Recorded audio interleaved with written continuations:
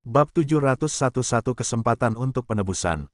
Nama, bereinkarnasi dengan sistem terkuat penulis. Plus mematikan mengatur ulang. Sun Wukong menyeringai sambil menyesap anggur di cangkirnya. Dia sudah merasakan rencana nakal efemera, tetapi dia tidak melakukan apapun.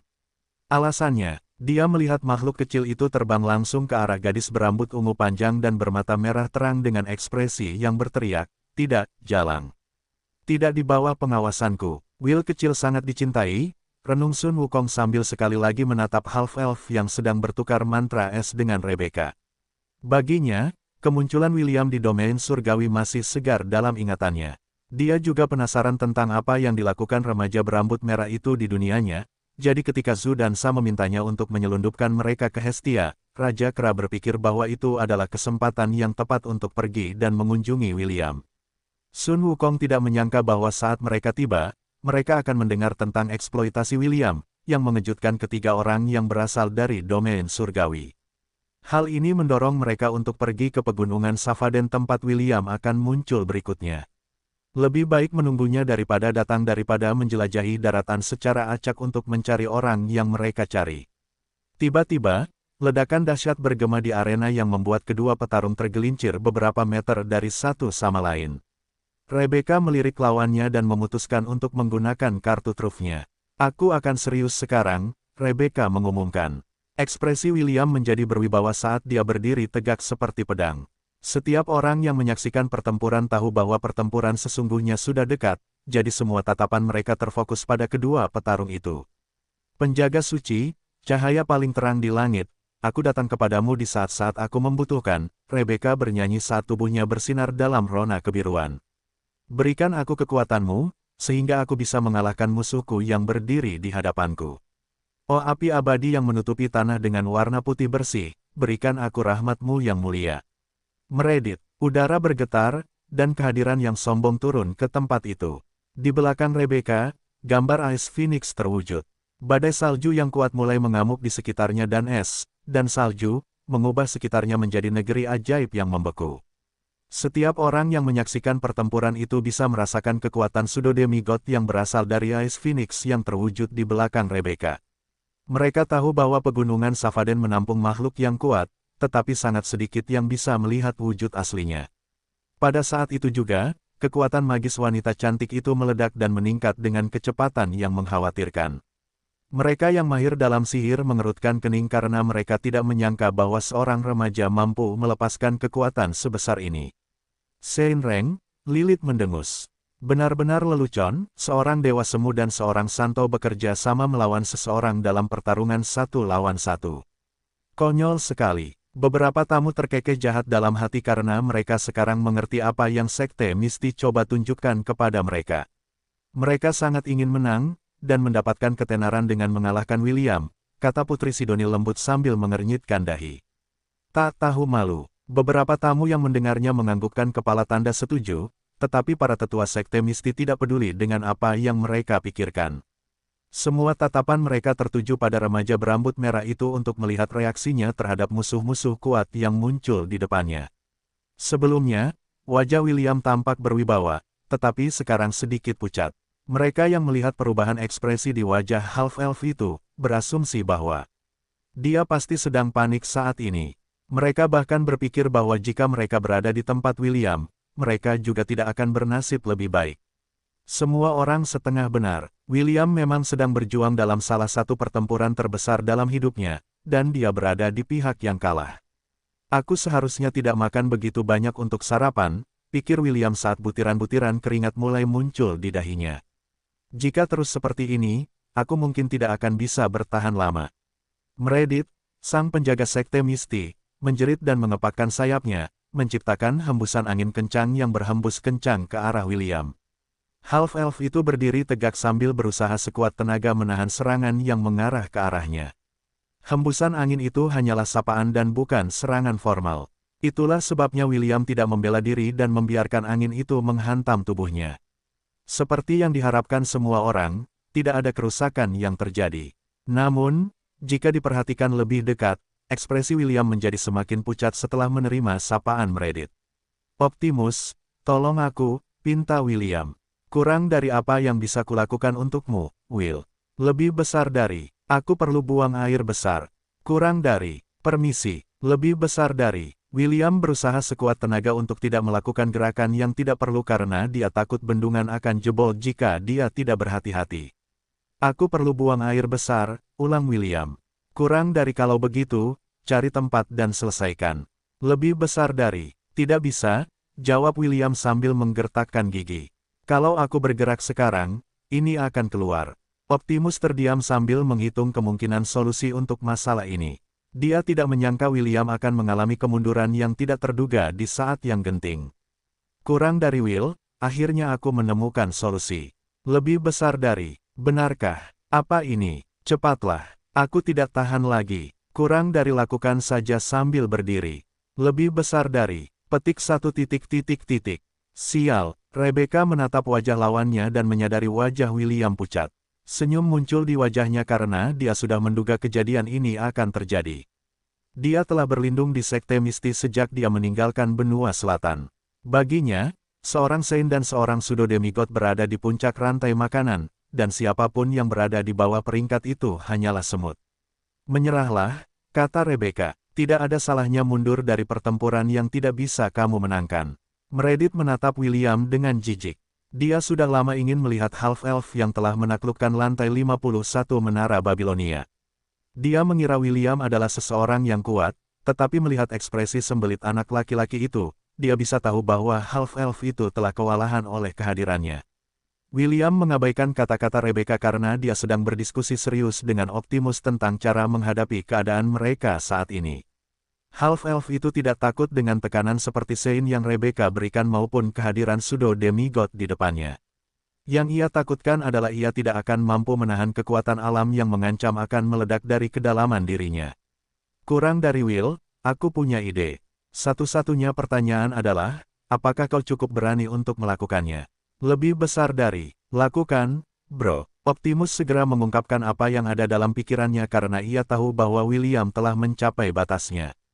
Menurut perkiraannya, William hanya punya waktu kurang dari 3 menit sebelum ia melepaskan Kraken.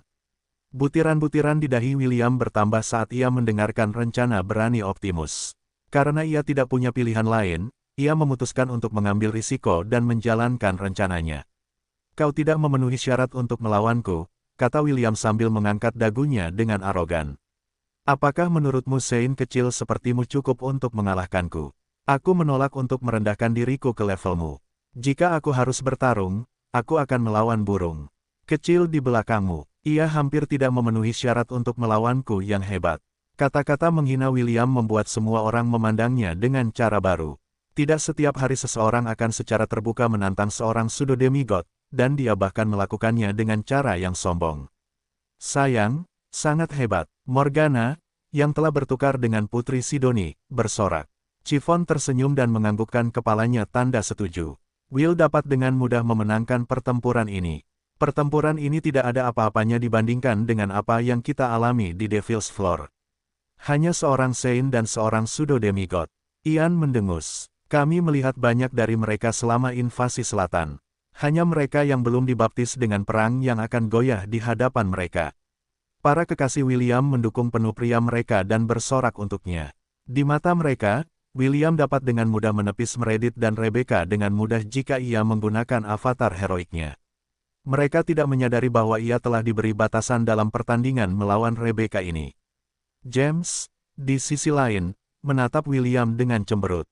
Ia tidak tertawa terbahak-bahak, atau bertepuk tangan dengan gembira. Meskipun cucunya tampak sangat gagah berani saat ini, dan mirip dengan pahlawan yang akan membunuh Raja Iblis, James merasa ada sesuatu yang salah. Mengapa Will tampak seperti akan buang air besar? Pikir James saat ia melihat ekspresi William yang tak kenal takut. Apakah aku hanya terlalu banyak berpikir? Suhu di arena menjadi lebih dingin saat Meredith melepaskan kekuatan ilahinya. Dalam masa hidupnya yang panjang, tidak ada yang berani menyebutnya, burung kecil, dan kata-kata William yang penuh dengan penghinaan dan ejekan menyentuh sarafnya. Kau ingin melawanku? Tanya Meredith. Kau bisa menolak jika kau takut, dengus William. Di mataku, kau hanyalah orang lemah. Apa kau benar-benar berpikir bahwa kau sehebat itu? Ayo, lawan aku jika kau berani. Aku hanya akan menggunakan satu tangan untuk menamparmu sampai kau bodoh. William mengangkat tangan kanannya dengan gerakan menamparkan, sementara tangan kirinya tanpa sadar menekan pantatnya. Ia tidak punya banyak waktu, dan setiap kata yang diucapkannya membuat muatan itu semakin dekat ke pintu keluar. Ia hanya punya satu kesempatan untuk menebus kesalahannya. Jika ia harus melakukannya, ia harus melakukannya dengan benar. Meredith menyipitkan matanya saat melihat half-elf yang tampaknya ingin mati. Dulunya ia adalah demigod, tetapi karena keadaan tertentu, pangkatnya telah menurun, mirip dengan apa yang terjadi pada Kasogonaga. Sebagai bis yang telah mencapai puncak Mortal Realm, ia tidak dapat melihat rasa takut di mata William. Tidak seorang pun dapat berbohong di depan seorang demigod, dan meskipun pangkat Meredith telah menurun, indranya cukup tajam untuk menangkap ketidakpedulian half-elf terhadap kehadirannya. Ada apa? Tanya William. Ia menatap Ice Phoenix setinggi 50 meter itu sambil mencibir. Apa kau takut? Haha mem. William dengan paksa menutup mulutnya untuk menahan tawa karena ia merasakan bahaya di usus besarnya mulai bergerak. Meredith masih bimbang antara harus melawan William atau tidak. Entah mengapa, indera keenamnya memperingatkannya bahwa ia akan menghadapi bahaya besar jika berhadapan dengan remaja berambut merah yang wajahnya semakin pucat setiap detiknya. Tepat ketika Meredith hendak menolak, sebuah suara mengejek bergema di udara. Ya ampun, seorang pseudo demigod takut bertarung satu lawan satu. Elliot bertanya dengan nada meremehkan.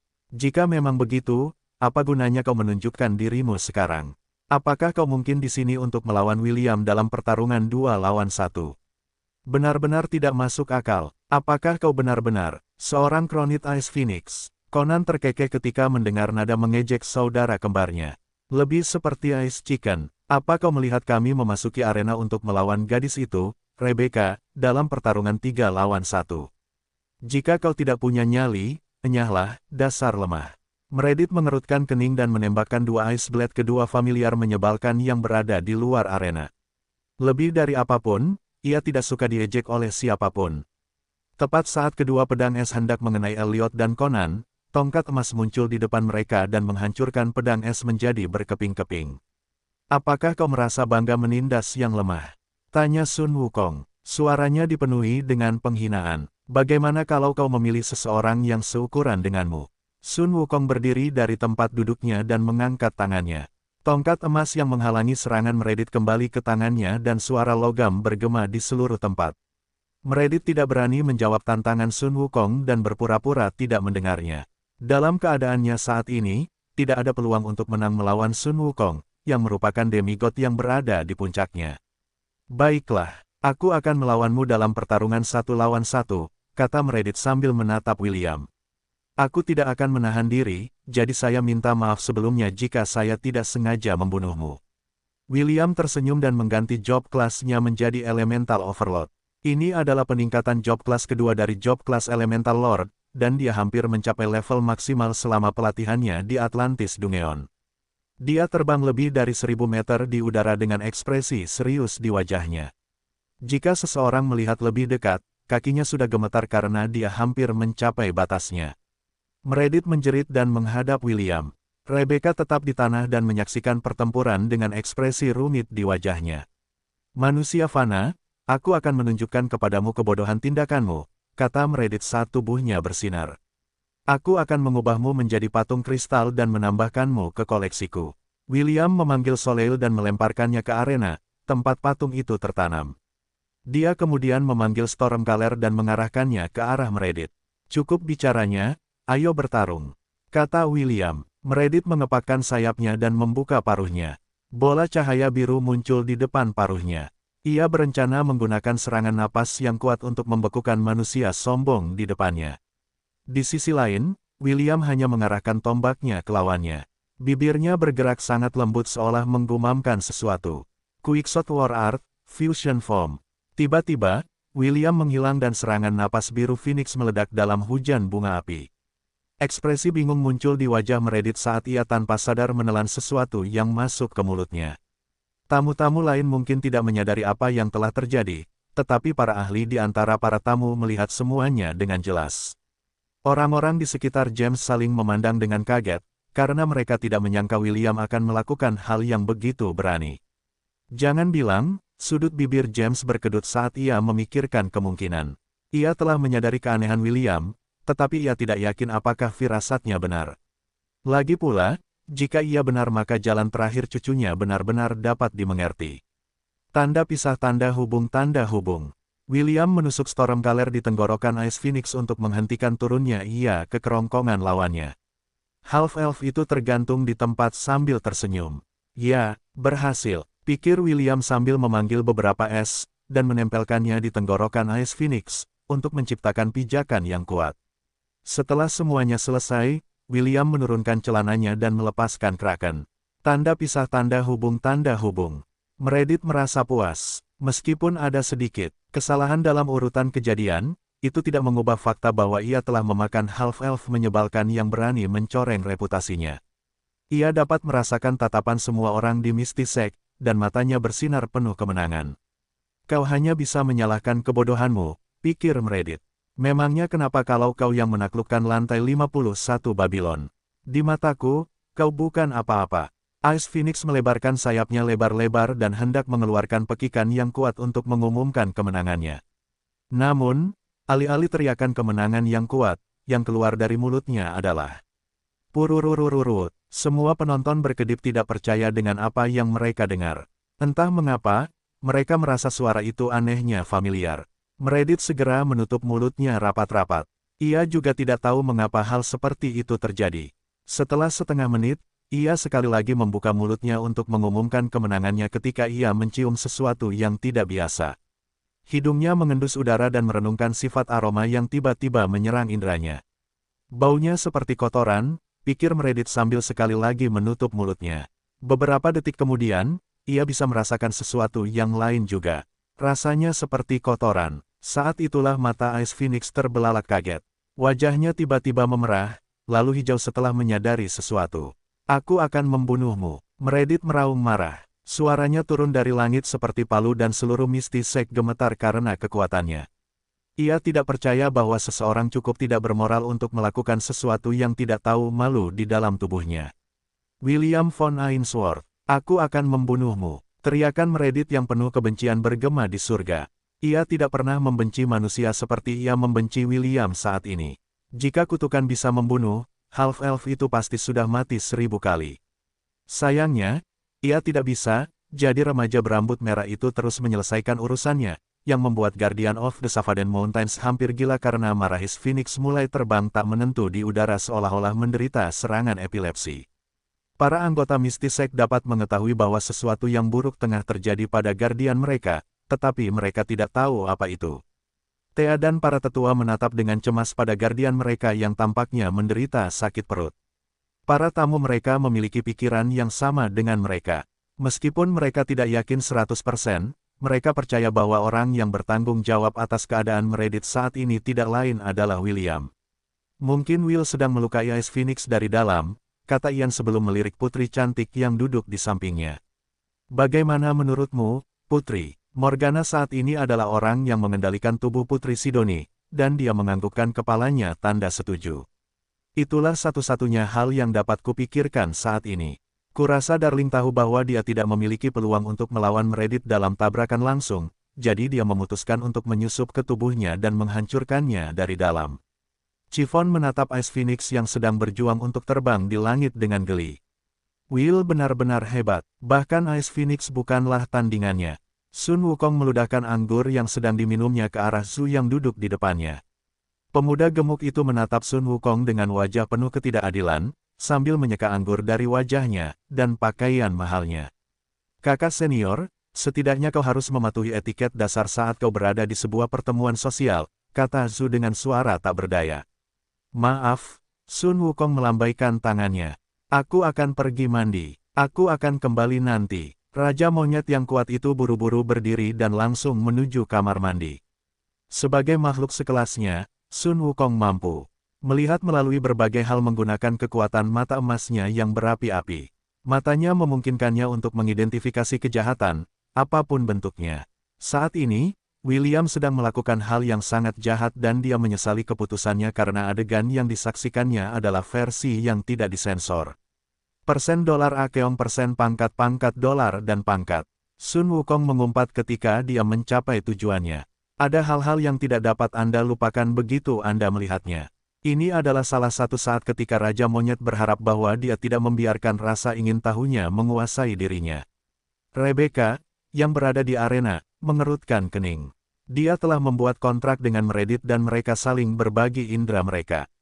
Meskipun si jenius muda itu tidak dapat sepenuhnya memahami apa yang terjadi pada Ice Phoenix, dia merasakan rasa takut yang mengerikan yang tidak akan hilang tidak peduli seberapa keras dia mencoba menenangkan dirinya.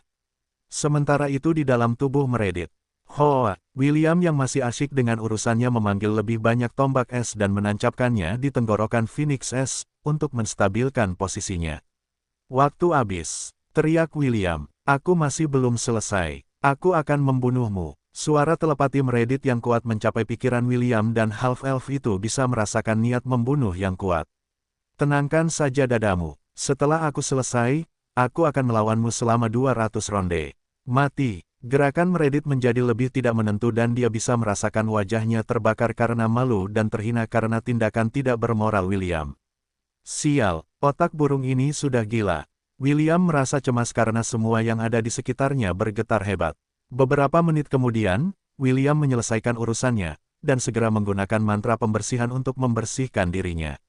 Half-elf itu tahu pentingnya kebersihan yang baik, jadi dia tidak berhemat dalam menggunakan kekuatan elemen untuk memurnikan tubuhnya setelah melakukan urusannya. Karena kamu ingin bermain kasar, aku akan menunjukkan kepadamu bagaimana aku bermain kasar.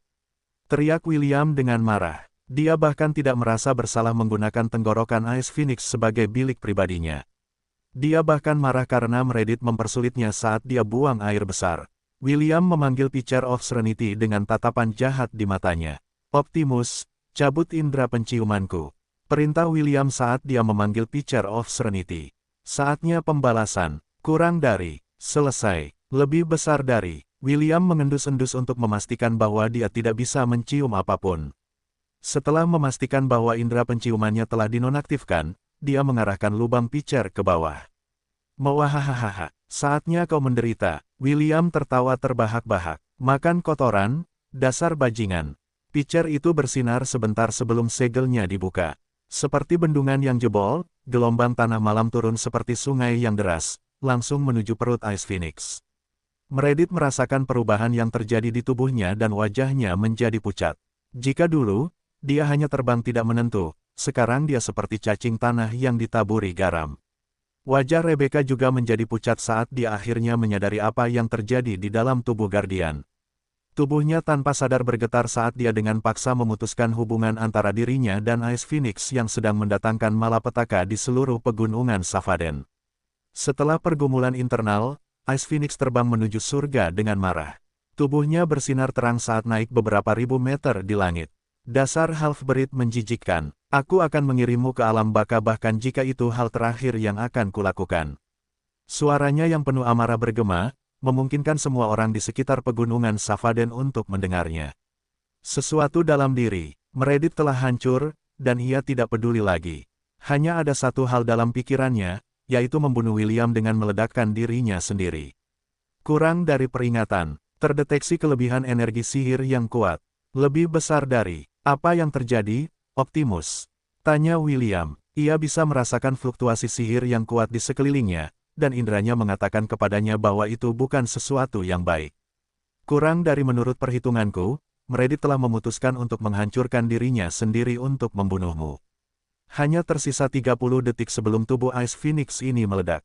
Lebih besar dari, William buru-buru menutup-tutup Chamber Pot of Serenity dan menyimpannya. Ia tidak menyangka bahwa Meredith akan cukup tegas untuk menggunakan metode ini untuk mengirimnya ke akhirat. Sial, kurasa aku bertindak terlalu jauh. Mungkin aku seharusnya bertanya dengan sopan apakah aku boleh buang air di tenggorokannya. Kurang dari, lebih besar dari. Optimus kehilangan kata-kata karena logika William. Meskipun dialah yang mengusulkan ide ini, Will lah yang memutuskan untuk memanggil Chamber Pot of Serenity, dan melepaskan semburan kotoran yang tidak wajar ke dalam tubuh pseudo demigod yang menyedihkan itu. Sistem bahkan berpikir bahwa jika hal yang sama terjadi padanya, ia mungkin akan memilih hasil yang sama seperti Meredith, dan memilih untuk menghancurkan diri sendiri untuk membunuh William. Kurang dari 15 detik sebelum penghancuran diri, lebih besar dari. Kurang dari 9 detik, lebih besar dari. Kurang dari 5 detik, lebih besar dari. Tanda pisah tanda hubung tanda hubung. Sebuah ledakan dahsyat meletus di atmosfer. Sebuah cahaya yang menyilaukan menerangi langit dan terlihat sejauh bermil-mil di sekitar pegunungan Savaden. Thea, master sekte dari sekte Misti, mendengar suara retakan datang dari kalung yang tergantung di lehernya. Kristal di kalungnya adalah sesuatu yang diwariskan ke semua master sekte dari sekte Misti. Itu adalah kristal kehidupan Meredith, dan retakan di permukaannya membuat wajahnya berubah muram. Kristal biru itu perlahan berubah menjadi hitam, yang merupakan indikasi bahwa Meredith telah meninggal. Ini membuat tubuhnya secara tidak sadar gemetar karena dia tidak menyangka bahwa hal seperti ini akan terjadi pada guardian mereka. Meredith adalah Phoenix, jadi dia tidak akan benar-benar mati. Dia akan respawn di tempat perlindungan bawah tanah Mystisek, tetapi peringkatnya akan jatuh ke peringkat Centennial Ranking Beast. Selain itu, dia tidak akan bisa bergerak selama beberapa minggu untuk memulihkan diri dari kelahiran kembali yang dipaksakan yang telah menghancurkan tubuh utamanya. Tiba-tiba sebuah fluktuasi terasa di arena. Di tempat tombak emas itu tertanam, seorang half-elf yang tampan muncul dengan senyum segar di wajahnya. Tanda pisah tanda hubung tanda hubung. Kurang dari memperoleh XP, 30 juta lebih besar dari. Kurang dari selamat, Anda telah membunuh Myriad Beast. Lebih besar dari. Kurang dari Anda telah memperoleh Myriad Great Beast Core. Lebih besar dari. Kurang dari bonus XP pembunuhan pertama monster spesial, 15 juta lebih besar dari. Kurang dari ding. Lebih besar dari. Kurang dari kelas pekerjaan Elemental Overload telah mencapai level maksimal. Lebih besar dari. Kurang dari apakah Anda ingin maju ke kelas pekerjaan berikutnya? Lebih besar dari. Kurang dari ya tidak lebih besar dari. Tanda pisah tanda hubung tanda hubung. Senyum William melebar saat membaca informasi di halaman statusnya. Kelas pekerjaan Elemental Overload miliknya telah mencapai level maksimal, dan sekarang dapat ditingkatkan ke bentuk terakhirnya, Elemental Archon. Manis. William ingin tertawa terbahak-bahak, tetapi saat ini dia sedang diawasi oleh banyak orang. Jadi dia memutuskan untuk bersikap tenang dan hanya tersenyum jahat. Pertarungannya melawan Rebecca masih belum berakhir. Sekarang bukan saatnya untuk tertawa seperti kakeknya saat dia ingin menyombongkan diri kepada teman-temannya. Saat Rebecca melihat senyum William, dia merasakan seluruh tubuhnya menggigil. Namun, itu tidak berakhir di sana. Saat dia melihat benda di tangan William, dia tanpa sadar mundur selangkah. Itu adalah benda yang telah membuat Meredith menderita, dan melihatnya. Secara langsung membuat Rebecca menghilangkan sensasi yang diderita Ice Phoenix. Baiklah, kata William sambil mengangkat pintu kamar, menunjuk ke arah Rebecca. Sekarang giliranmu. Apakah kamu siap untuk ini? Perut Rebecca bergejolak saat ia menatap benda terkutuk di tangan William. Di matanya, benda itu adalah hal yang paling mengerikan di dunia, dan tak seorang pun, hidup atau mati, ingin menjadi korban senjata keji itu, yang akan memberikan trauma pada seseorang yang akan bertahan seumur hidup. William melangkah maju, dan Rebecca mundur 3 langkah. Beberapa gambaran melintas di benaknya dan dia buru-buru menutup mulutnya dengan kedua tangannya, untuk mencegah dirinya muntah. Ekspresinya menjadi sangat pucat, yang tidak pantas untuk label seorang jenius muda yang lahir setiap beberapa ratus tahun. Melihat wajah cantik lawannya diwarnai kepanikan, William menyadari sesuatu. Senyum jahat muncul di bibirnya saat dia menurunkan pispot di tangannya. Apakah kamu masih ingin bertarung? Tanya William. Rebecca menggelengkan kepalanya dengan tegas. Dia lebih suka menyerah daripada menghadapi nasib yang lebih buruk daripada kematian. Jadi, kamu menyerah? Tanya William saat senyum di wajahnya melebar. Rebecca mengangguk seperti ayam betina yang mematuk nasi. Tangannya masih menutup mulutnya, jadi dia tidak bisa mengucapkan sepatah kata pun. Meski begitu, tindakannya lebih dari cukup untuk memberitahu semua orang bahwa dia telah kehilangan keinginan untuk bertarung. Baiklah, William menyimpan pispot dan dengan santai menggunakan sihir air untuk mencuci tangan yang dia gunakan untuk memegangnya. Karena aku memenangkan pertandingan ini, aku akan memberimu satu perintah. Ini adalah kesepakatan yang kita buat saat itu, kan? Setelah William menyimpan pispot, Rebecca akhirnya bisa bernapas lega dan melepaskan tangan yang menutupi bibirnya. Meskipun ekspresinya masih sedikit pucat, warnanya mulai pulih. Murid batin yang bangga dari sekte Misti itu dengan enggan menganggukkan kepalanya. Mereka memang memiliki kesepakatan itu, dan Rebecca telah pasrah pada nasibnya. Mulai sekarang, perjanjian pernikahan kita secara resmi batal demi hukum, kata William. Kau bebas melakukan apapun yang kau inginkan dalam hidupmu. Siapa yang ingin kau nikahi di masa depan bukanlah urusanku. Aku memerintahkanmu untuk menjalani hidupmu sepenuhnya, dan menjalaninya tanpa penyesalan. Itu saja, dendam kita berakhir di sini. William bahkan tidak repot-repot menunggu jawaban Rebecca dan berjalan keluar dari arena. Ia menuju ke perjamuan untuk mendapatkan makanan gratis. Ia baru saja mengosongkan perutnya, dan sekarang ia merasa sangat lapar. Rebecca memperhatikannya pergi dengan ekspresi rumit di wajahnya. Beberapa detik kemudian, tatapannya beralih ke familiar malaikat yang menatapnya dengan senyum penuh arti. Dia menggigit bibirnya karena teringat perjanjian yang dia buat dengan Elliot, dan itu membuatnya merasa tertekan. Salah satu belenggu yang mengikatnya telah dilepas, tetapi belenggu lain bangkit untuk menggantikannya. Menurut perjanjian mereka, dia akan menjadi bawahan familiar itu selama 2 tahun, karena dia telah kalah dalam pertarungannya dengan William. Elliot menyeringai sebelum terbang menuju William. Mereka akan tinggal di pegunungan Savaden selama beberapa hari lagi, jadi dia punya banyak waktu untuk berkenalan dengan bawahan barunya. Saat William berjalan menuju kekasihnya, semua orang memperhatikannya dengan saksama.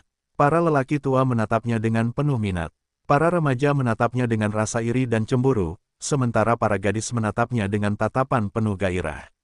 William mengabaikan mereka semua dan terus berjalan. Namun, sebelum mencapai meja Putri Sidoni, dia merasakan kehadiran yang familiar tidak jauh. Dari tempatnya berdiri, mengalihkan pandangannya ke kursi VIP Misty Sek, dia melihat seorang pemuda berambut coklat yang menatapnya dengan seringai. Ada seorang gadis kecil duduk di sampingnya, tetapi gadis itu sedang sibuk memakan buah persik di tangannya. Half-elf itu mengerutkan kening karena meskipun ini adalah pertama kalinya dia melihat pemuda itu, dia yakin bahwa dia mengenalnya. Beberapa detik kemudian, tatapannya tertuju pada pemuda gemuk itu, dan pria terpelajar yang menatapnya sambil tersenyum. Lama tidak bertemu, Oing, kata pemuda gemuk itu.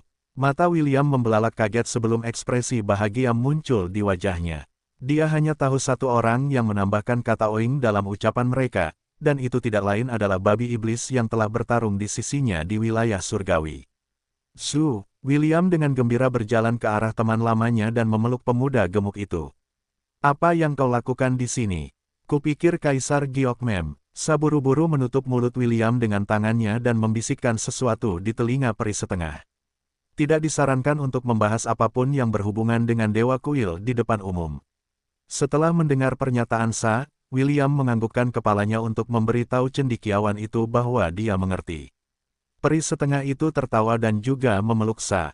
Dia sangat senang melihat mereka. William mengira kedua temannya memutuskan untuk mengunjunginya sebelum melewati siklus reinkarnasi. Yang tidak dia ketahui adalah bahwa kedua iblis itu diselundupkan ke dunia Hestia oleh Sun Wukong karena permintaan mereka. Yang mulia, sungguh mengejutkan melihat Anda di sini, William membungkuk hormat kepada Sun Wukong. Setiap kali dia menggunakan avatar pahlawannya, dia bisa merasakan kekuatan luar biasa Raja Kra, yang telah membantunya dalam perang benua selatan. Aku datang ke sini hanya untuk bertamasya, jawab Sun Wukong sambil menepuk bahu William. Senang melihatmu baik-baik saja. Half-elf, Sun Wukong, Su, dan Sa mengobrol dengan gembira hingga mengejutkan para anggota Sekte Misti. Perwakilan lain dari berbagai faksi yang telah melihat kekuatan Sun Wukong beberapa hari yang lalu juga terkejut. Obrolan William yang bersemangat dengan ketiga tokoh misterius itu sudah cukup untuk memberitahu mereka bahwa remaja berambut merah dan demigod saling kenal, dan tampaknya sangat dekat. Apakah kalian yakin tentang ini? Tanya William. Setelah mendengar tujuan Zhu datang ke dunia asalnya, half-elf itu merasa sangat tersentuh. Dia tidak percaya bahwa mereka membuang tiket emas mereka untuk bereinkarnasi di dunia yang lebih tinggi, hanya untuk membalas kebaikan yang telah diberikannya kepada mereka. Saudara seumur hidup, Oing, kata Zhu sambil tersenyum. Aku tidak akan merasa nyaman sampai hutangku padamu lunas. Untuk saat ini, aku akan tetap bersamamu sampai aku membayar lunas. Itu juga berlaku untukku, komentar Sa dari samping. Kami berutang kebebasan padamu, Will. Wajar saja jika kami membalas kebaikanmu. Sun Wukong menganggukkan kepalanya. Dia tidak bisa tinggal lama di Hestia, jadi dia tidak bisa bergabung dengan ketiganya dalam petualangan mereka.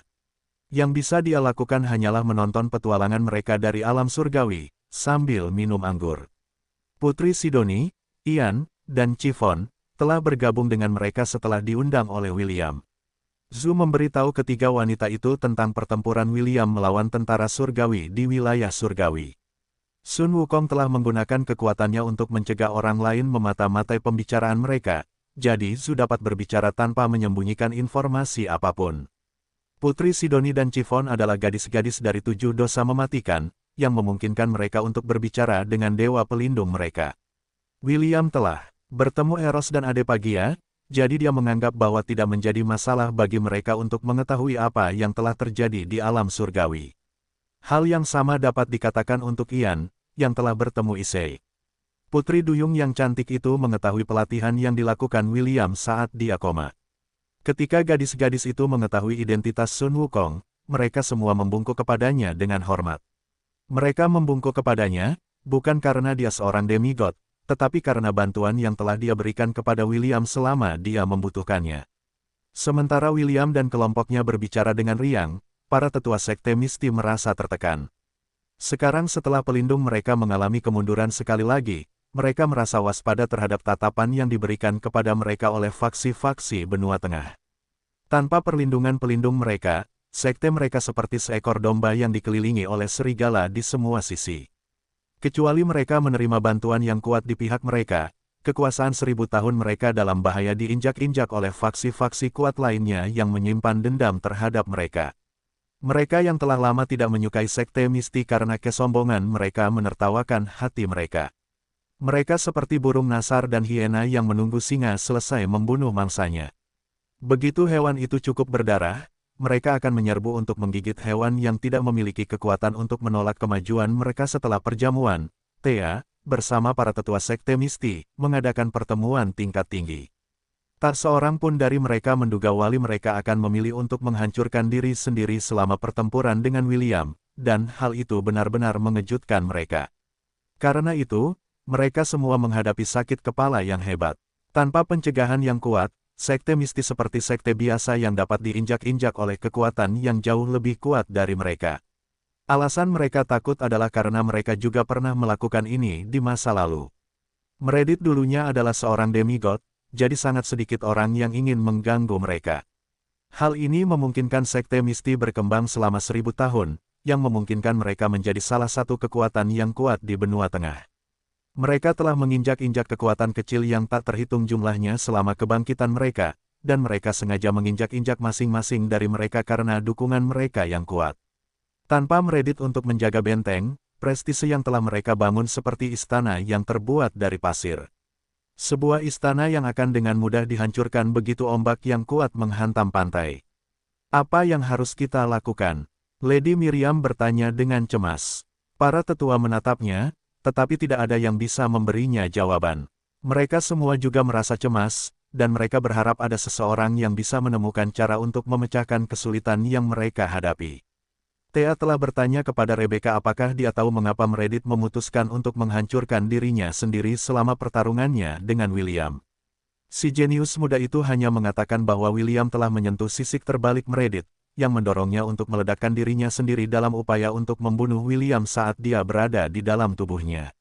Sayangnya, William selamat, dan peringkat Meredith turun ke peringkat Centennial. Thea mengamati wajah-wajah tertekan semua orang di ruangan itu. Dia telah memikirkan apa yang harus dilakukan, tetapi dia takut tidak ada tetua yang akan mendukung keputusannya. Melihat bahwa mereka semua sedang berusaha keras, dia memutuskan untuk berbicara dan memberitahu mereka tentang rencananya. Aku punya usulan, kata Thea dengan mata penuh tekad. Kita perlu bersekutu dengan faksi yang kuat untuk melestarikan warisan. Ekspresi para tetua berubah muram, tetapi mereka juga mengerti bahwa ini adalah satu-satunya jalan yang dapat mereka ambil. Satu-satunya pertanyaan adalah, golongan mana yang akan mereka ikuti?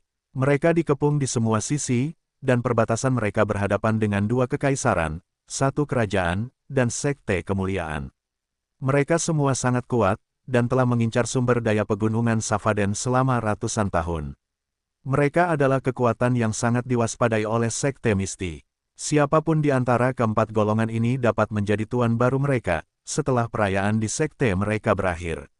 Untuk saat ini, tidak ada kekuatan yang akan menyerang mereka karena saat ini mereka adalah tamu mereka. Namun, setelah 1 atau 2 bulan, orang-orang ini pasti akan mengirim perwakilan mereka untuk berunding dengan Thea, dan menendang mereka saat mereka sedang terpuruk. Fraksi mana yang harus kita ikuti? Tanya Eleanor. Apakah itu Sekte Glory di barat, Kerajaan Rinoa di utara, atau mungkin Kekaisaran Elun dan Ayur yang terletak di timur dan selatan kita? Eleanor menggertakkan giginya karena frustrasi. Dia tidak berpikir bahwa dia akan melihat kejatuhan sektenya selama hidupnya. Tidak satu pun dari mereka, jawab Thea. Kita akan meminta dukungan eksternal. Siapa yang akan kau minta? Tanya salah satu tetua. Mencari dukungan eksternal itu sulit. Kekuatan mereka harus cukup kuat untuk menghalangi tetangga kita. Selain itu, jika markas mereka jauh dari kita, menjadikan mereka sekutu kita akan sia-sia. Tetua lainnya mengangguk setuju. Mereka tidak keberatan mendapatkan sekutu yang kuat, tetapi mereka juga harus mempertimbangkan bahwa mencari bantuan dari faksi yang terlalu jauh dari mereka akan sia-sia. Thea mengerti apa yang mereka pikirkan, tetapi dia tidak peduli. Sebagai pemimpin sekte, mempertahankan sekte mereka adalah prioritas utamanya. Dia siap berdarah-darah dan diperas oleh pihak lain. Selama wilayah mereka belum ditaklukkan sebelum pelindung mereka mendapatkan kembali kekuatan penuhnya, masih ada cara untuk bangkit kembali. Maksudku adalah keluarga Ainsworth, kata Thea dengan tegas. Kita akan bersekutu dengan mereka untuk mencegah sekte kita ditaklukkan oleh pihak lain. Keluarga Ainsworth, apa yang bisa mereka lakukan? Ini bukan ide yang bagus, pemimpin sekte. Meskipun William telah menunjukkan kehebatannya, dia hanyalah satu orang. Dia tidak mungkin melindungi kita dari faksi-faksi kuat ini atas nama kita, kan? Para tetua memandang Thea dengan kecewa. Mereka tidak menyangka bahwa pemimpin sekte mereka akan memilih untuk bersekutu dengan orang yang sama yang telah menyebabkan masalah ini sejak awal. Pikirkanlah, William adalah pemilik lantai 51 Menara Babilonia, kata Thea. Tidak seorang pun ingin berada di pihaknya karena dia dapat memasukkan siapapun ke dalam daftar hitam agar tidak memasuki lantai 51. Selain itu, dia adalah pemilik beberapa lantai lain di menara tersebut. Sederhananya, tidak seorang pun dapat maju melalui lantai-lantai miliknya tanpa persetujuannya. Setelah merenungkan logika ini, sebagian besar tetua menyadari bahwa ini memang merupakan pencegah yang efektif bagi faksi yang ingin berkembang. Saat ini, era perang besar telah berakhir. Tidak seorang pun dapat memperluas wilayah mereka kecuali mereka berperang dengan tetangga mereka. Dengan beberapa chip di tangannya, William dapat dengan bebas menunjuk kepemilikan berbagai lantai di bawah komandonya. Bagi faksi-faksi yang kuat di benua itu, ini adalah godaan yang tidak dapat ditolak oleh siapapun. Tanda pisah tanda hubung. Keesokan harinya, Anda ingin saya mengumumkan bahwa Sekte Misti dan saya adalah sekutu? Tanya William. Tentu, saya tidak keberatan. Itulah jawaban yang ingin Anda dengar, bukan? Nada suaranya dipenuhi dengan sarkasme, tetapi tidak ada yang berani menyinggungnya saat ini. Mereka menganggapnya sebagai penyelamat. Jika William tidak setuju, nama Sekte Misti mungkin tidak akan ada lagi 1 atau 2 tahun dari sekarang. Ya, jawab Thea, kami bersedia memberi kompensasi besar kepada Anda karena menerima aliansi kami. Jadi singkatnya, Anda ingin saya menjadi tameng Anda, kata William sambil mengusap dagunya. Apakah Anda pikir saya orang jahat yang dapat Anda sewa dengan memberi uang perlindungan? Saya tidak semurah itu, Lord William, apapun bisa didiskusikan.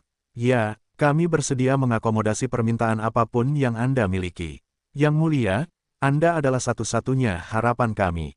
William memiliki ekspresi riang di wajahnya.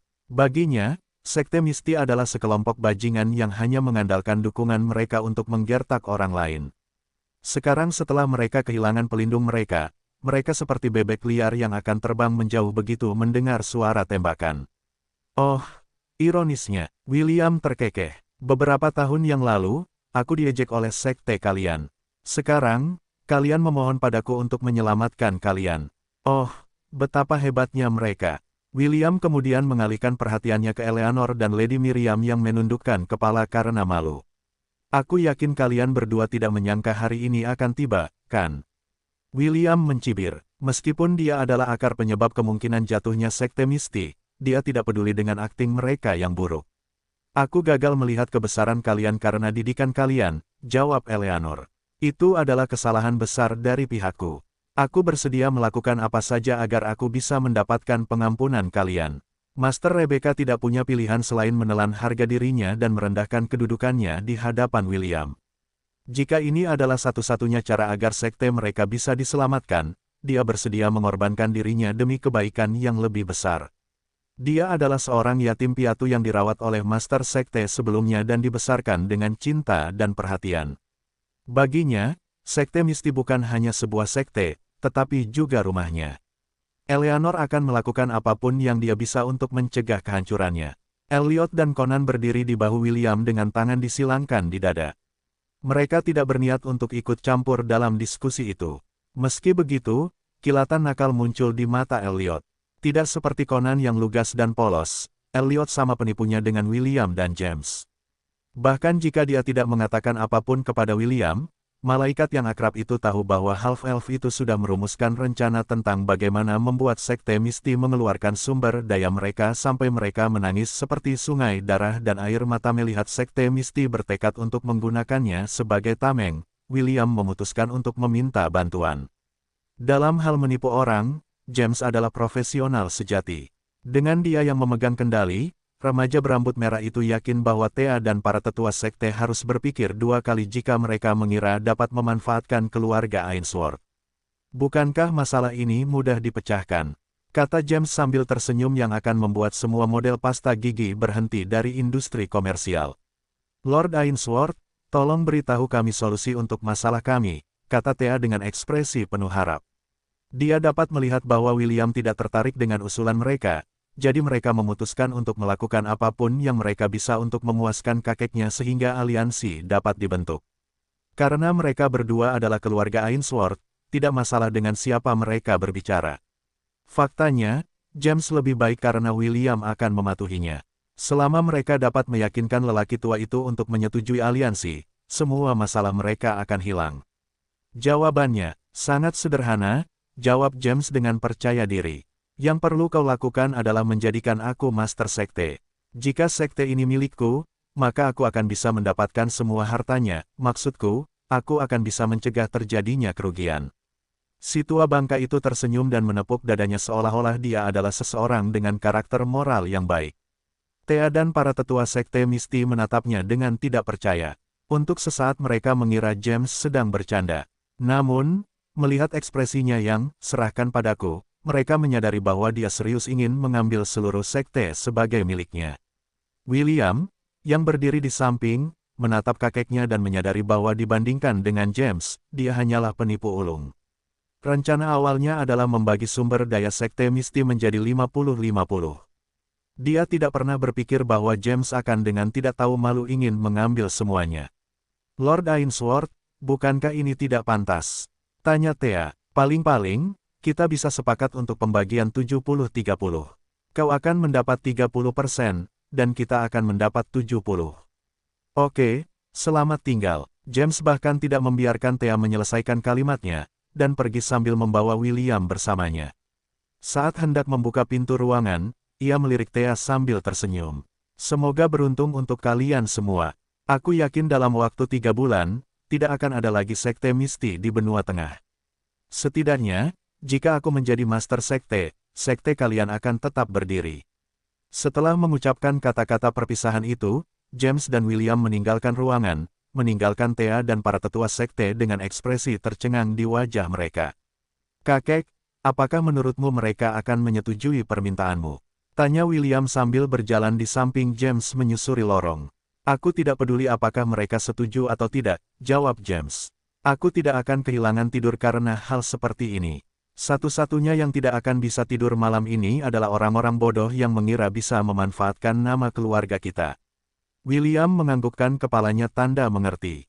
Meskipun sekte Misti adalah kekuatan besar di benua tengah, itu tidak ada apa-apanya dibandingkan dengan harta keluarga mereka di dalam menara Babilonia. Seperti yang diprediksi James, tidak ada petinggi sekte yang bisa tidur malam itu.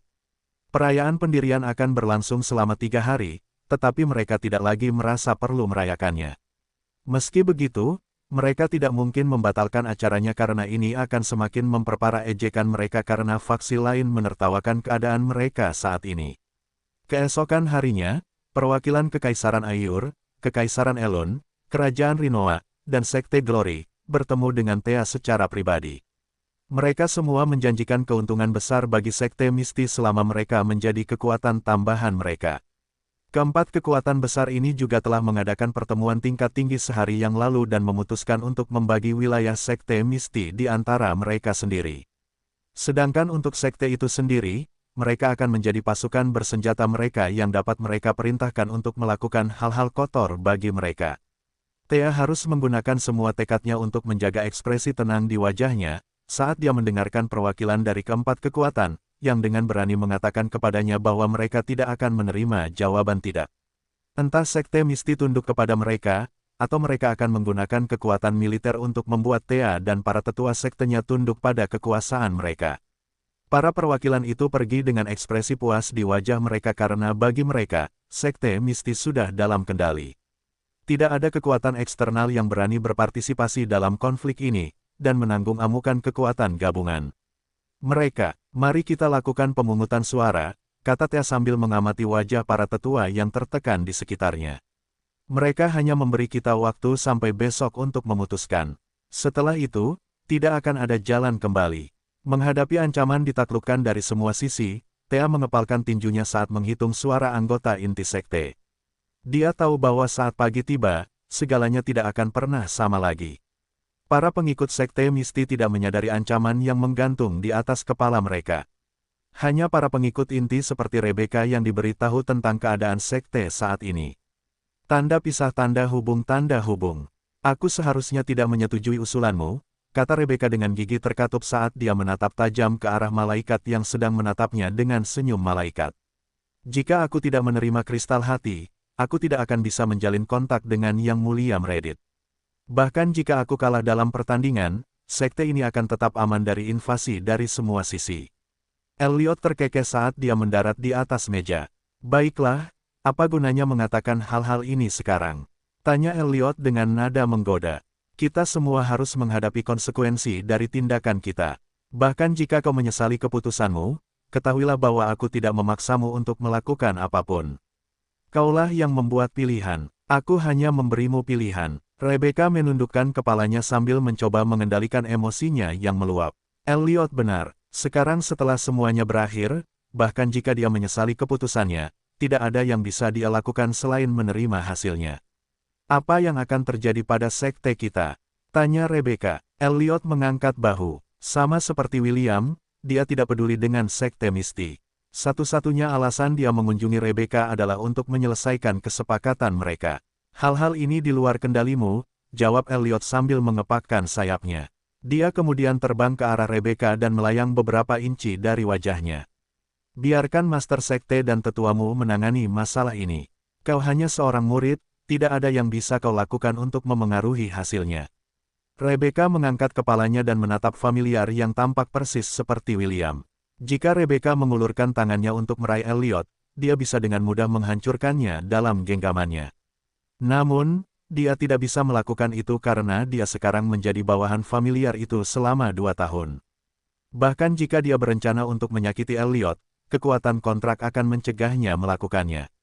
Tutup saja matamu dan terimalah takdirmu, kata Elliot sambil mendekat.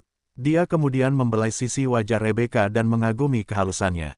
Jangan khawatir, aku bukan majikan yang buruk, aku akan memastikan untuk memberimu keuntungan juga. Rebecca mendesah dan menerima takdirnya. Dia memejamkan mata dan menunggu Elliot mencapnya dengan simbol kepemilikan. Kau tidak akan menyesali pilihanmu, suara lembut Elliot mencapai telinganya. Mulai sekarang, kau milikku. Rebecca merasakan sesuatu yang lembut menekan bibirnya. Beberapa detik kemudian, dia merasakan gelombang listrik mengalir di sekujur tubuhnya. Elliot mundur sambil melihat simbol yang muncul di dada Rebecca. Sebuah sambaran petir emas, dengan 2 sayap terbentang di kedua sisinya bersinar terang. Ini adalah bukti kepemilikan yang hanya mungkin terjadi karena kekuatan kontrak yang diawasi oleh Dewa Kontrak, Sancus. Sampai jumpa besok, kata Elliot sambil terbang menuju jendela. Jangan khawatir tentang sekte Anda. Jika Master Sekte dan tetua Anda tidak bodoh, mereka pasti akan memilih kejahatan yang lebih kecil. Elliot terkekeh dalam hati saat ia terbang menuju kediaman William. Sekarang setelah masalah dengan Rebecca diselesaikan, sekarang saatnya untuk menaklukkan gadis lain. Namun, wanita yang ada dalam pikirannya lebih unggul dari yang lain. Tak lain dan tak bukan adalah guru keenam William, Chloe. Kadang-kadang, aku benar-benar bertanya-tanya apakah Conan dan aku berakhir dengan peran yang tertukar, gumam Elliot pelan. Aku lebih cocok menjadi iblis daripada dia. Semuanya, terima kasih telah menjadi bagian dari perayaan sekte misti kami, kata Thea sambil berdiri di atas panggung. Hari ini adalah hari terakhir pesta yang telah mereka persiapkan untuk perayaan hari pendirian mereka dan kemudian, setelah ini, tamu-tamu mereka akan pergi keesokan harinya untuk kembali ke wilayah masing-masing. Keempat perwakilan dari faksi yang berbatasan dengan wilayah sekte misti tersenyum di wajah mereka. Mereka telah mengirimkan laporan pertempuran dan kesimpulannya kepada para pemimpin masing-masing. Hanya masalah waktu sebelum sekte pegunungan Savaden yang dulu makmur jatuh ke tangan mereka. Senang sekali menerima kalian semua di sini, dan saya berdoa agar akan ada lebih banyak kesempatan di mana kita semua dapat berkumpul dan menikmati kebersamaan, kata Thea. Dia telah mempersiapkan diri untuk membuat pengumuman itu, tetapi jauh di dalam hatinya, dia merasa sangat getir. Namun, dia juga tahu bahwa ini adalah satu-satunya cara dia dapat melestarikan warisan yang telah dibangun sekte mereka selama lebih dari 1000 tahun. Hari ini, saya akan mengundurkan diri dari jabatan saya sebagai pemimpin sekte, Thea mengumumkan. Era baru sudah di depan mata, jadi sudah sepantasnya jika manajemen sekte berpindah tangan. Beberapa tamu terkejut dengan pengumuman Thea, tetapi keterkejutan mereka tidak berlangsung lama. Mereka mengerti bahwa sekte mistis sudah hampir mati, jadi mereka mengira Thea berencana untuk melarikan diri dan meninggalkan bawahannya untuk berjuang sendiri. Benar sekali, ketua sekte, perwakilan dari sekte Glory bertepuk tangan tanda setuju. Era baru memang sudah di depan mata. Saya sungguh berharap Anda menikmati masa pensiun dini Anda. Pensiun itu baik. Perwakilan dari kerajaan Rinoa menganggukkan kepalanya tanda setuju. Meskipun Anda masih muda, pensiun dini bukanlah hal yang buruk. Setidaknya, Anda tidak perlu menderita lagi. Perwakilan dari dua kekaisaran tidak mengatakan apapun dan hanya tersenyum. Apakah Thea pensiun atau tidak bukanlah hal yang penting.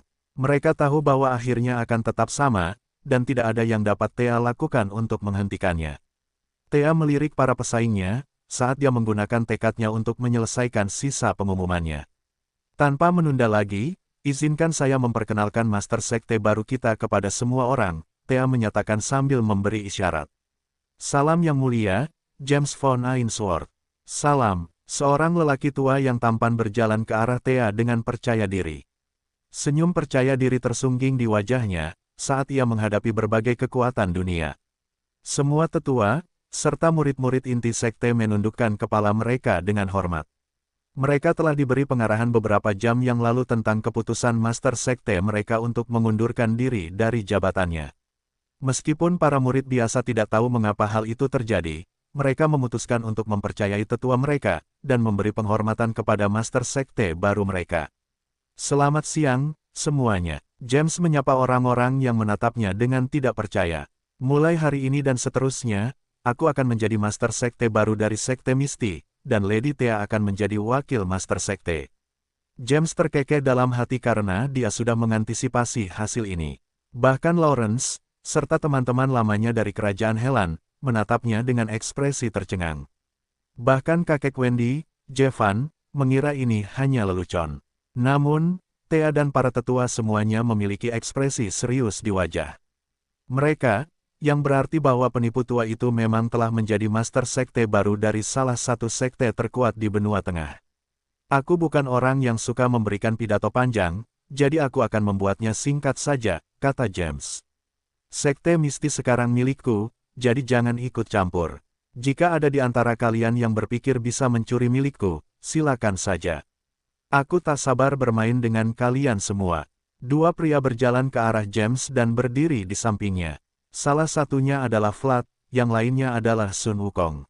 Beberapa orang sudah tahu siapa Sun Wukong, tetapi mereka tidak tahu siapa Vlad. Mereka semua sangat penasaran dengan identitas pria yang mengikuti James ini. Vlad dan Sun Wukong saling melirik sebelum menganggukkan kepala mereka bersamaan. Seketika, aura kuat dari dua demigod meledak dari tubuh mereka. Ekspresi semua orang yang hadir berubah drastis, terutama mereka yang termasuk dalam 4 tetangga sekte Misti. Mereka mengira pegunungan Savaden sudah dalam genggaman, tetapi perkembangan ini membuat mereka merasa bahwa mereka mungkin tanpa sadar telah menendang sarang tawon. Ketika Vlad dan Sun Wukong berhenti melepaskan aura mereka, James berdeham dan melanjutkan pidatonya. "Aku kakek William," kata James. "Saya telah bertemu dengan beberapa utusan Anda di Menara Babilonia. Cucu saya telah memberi saya wewenang penuh atas propertinya di Babilonia. Ini juga berarti bahwa tugas mencari mitra potensial untuk kolaborasi ada di tangan saya. Setiap faksi yang berani mengganggu saya akan masuk daftar hitam dari Menara Babilonia. Kaki tangan mereka juga tidak akan diizinkan untuk maju ke lantai atas, terutama lantai yang berada di bawah yurisdiksi keluarga kita." James berhenti sejenak saat dia membiarkan kata-katanya dicerna oleh semua orang di sekitarnya. Semenit kemudian, dia melanjutkan pidatonya dan menjatuhkan bom lainnya. "Saya lupa menambahkan bahwa saya juga mantan komandan Wabah Merah," kata James dengan nada menggoda. "Saya akan dengan senang hati menghancurkan, maksud saya, mengunjungi orang-orang yang menyentuh apa yang menjadi milik saya. Itu saja, saya mengucapkan selamat siang kepada Anda semua dan silakan nikmati pesta yang telah disiapkan sekte saya untuk Anda semua." James berjalan meninggalkan panggung dengan ekspresi puas di wajahnya. Dia merasa sangat senang karena sudah lama sejak dia melakukan perampokan sebesar ini. Seperti yang dia duga, Thea datang menemuinya larut malam kemarin untuk membicarakan masa depan sekte Misti. James bukanlah orang yang menghindar dari kesempatan untuk mendapatkan banyak uang. Karena seluruh sekte kini telah diberikan kepadanya, dia hanya bisa dengan senang hati menerima hadiah itu dengan kedua tangan. Sekarang setelah dia menjadi master sekte, wajar saja untuk melindungi harta keluarganya. Setelah James berjalan menuruni panggung, dia tidak meninggalkan tempat itu. Dia mendekati keempat perwakilan tetangga barunya, dengan senyum yang membuat tubuh keempat pria itu menggigil. "Thea memberitahuku bahwa kalian berempat bajingan berencana untuk mengambil apa yang menjadi milikku kemarin." James terkekeh sambil menepuk bahu perwakilan yang berasal dari sekte Glory. "Kalian punya nyali. Beraninya kalian mencuri apa yang menjadi milikku. Aku tidak tahu bahwa sekte Misti adalah milikmu, Tuan James," tetua sekte Glory tergagap. "Jika aku tahu, aku tidak akan melakukan apa yang kulakukan." James menyeringai sambil menganggukkan kepalanya tanda setuju. "Tentu saja, aku mengerti. Itulah sebabnya kita perlu membicarakan bagaimana kalian akan memberiku kompensasi atas tekanan emosional yang kualami." Penipu tua itu juga melirik ketiga perwakilan lainnya yang berasal dari Kerajaan Rinoa, Kekaisaran Elun, dan Kekaisaran Ayur. "Hanya orang bodoh yang akan melewatkan kesempatan besar ini untuk menambah lebih banyak koin emas ke dalam perbendaharaan keluarga mereka. Kalian semua bersekongkol satu sama lain, jadi kalian tidak akan lepas dari tanggung jawab," kata James dengan nada menggoda. "Jangan khawatir, aku tidak akan meminta banyak, tetapi kompensasinya harus memuaskanku. Jika tidak, aku akan membawa 2 sahabat demigodku, serta Wabah Merah untuk menaklukkan maksudku, untuk mengunjungi wilayah kalian dan minum teh sore bersama atasan kalian." Thea dan para tetua sekte Misti, yang mendengar pembicaraan itu, merasa sangat senang. Melihat orang-orang yang pernah mengancam mereka dengan ultimatum, diancam kembali oleh James membuat mereka bersorak dalam hati. Pada saat itulah mereka menyadari bahwa mereka telah membuat keputusan yang tepat dengan menyerahkan sekte Misti ke tangan James. Orang tua itu tidak hanya cukup tegas untuk mengambil seluruh sekte sebagai miliknya, dia bahkan menemukan alasan untuk memeras orang lain. William yang diam-diam memperhatikan ekspresi Thea dan para tetua tertawa dalam hatinya. Dia tahu bahwa ini adalah rencana James untuk membuat petinggi sekte Misti merasa berhutang budi padanya, dan memberikan rasa hormat mereka padanya. Dengan ini, keengganan di hati mereka akan berkurang dengan selisih yang cukup besar, pikir William sambil memperhatikan kakeknya beraksi. Yang tersisa hanyalah menyelesaikan beberapa hal yang belum selesai, lalu pergi ke Akademi Hestia untuk membuka tingkatan berikutnya dari kelas Familia Mancer. Setelah itu, aku akan menunggu kenalan ayahku untuk menemukanku. Setelah kekuatan sejati sang penakluk Dungeon terbuka, aku bisa pergi ke benua bulan perak untuk mengunjungi ibuku. William mendesah dalam hatinya. Dia berpikir bahwa masih perlu beberapa tahun sebelum dia bisa bersatu kembali dengan ibunya di benua bulan perak. Sekarang setelah dia memiliki kekuatan untuk melindungi dirinya sendiri, dia tidak perlu khawatir tentang klan peri yang telah menjadikannya musuh bebuyutan mereka. Setelah kekuatan penuh sang penakluk penjara bawah tanah terbuka, hanya masalah waktu sebelum dia akan memimpin pasukan yang tak terhitung jumlahnya, seperti ayahnya, Maxwell, saat dia masih berada di puncak kekuatannya. Guru ke-6, kau tidak akan kembali ke Akademi Hestia. William bertanya pada peri yang duduk di bahu kanannya bersama Elliot. Celeste bilang aku harus menemanimu saat kau pergi ke Akademi Hestia, jawab Chloe sambil menjilati permen lollipop coklat. Kenapa? Kau tidak senang aku di sini? Tentu saja aku senang. Lalu, kenapa wajahmu terlihat seperti sembelit? Tidak baik menahannya, tahu. Senyum di wajah William menegang saat dia berjalan menuju kereta terbang yang akan membawanya kembali ke Kekaisaran Kreator. Sebenarnya, dia sangat takut pada Chloe karena dia punya kecenderungan untuk menjadi sangat marah dan menghancurkan barang-barang di sekitarnya. Jika bukan karena Elliot yang ada di sana untuk mengalihkan perhatiannya, William pasti akan kesulitan untuk tetap tenang dengan bom waktu kecil yang terus berdetak di bahunya. James dan Vlad akan tinggal di Sekte Misti selama seminggu sebelum kembali ke Menara Babilonia. Kakeknya telah memberitahunya bahwa pamannya, Morgan, adalah orang yang bertanggung jawab atas lantai Asgard saat James pergi. William tidak ingat sama sekali tentang pamannya yang sulit ditemukan ini. Setelah dia dilahirkan di Lon, dia tidak pernah berkesempatan untuk bertemu pamannya sejak dia membuka matanya di dunia Hestia. Mereka mengatakan bahwa paman Morgan adalah saudara kembar ayahku dan mereka tampak sangat mirip, pikir William.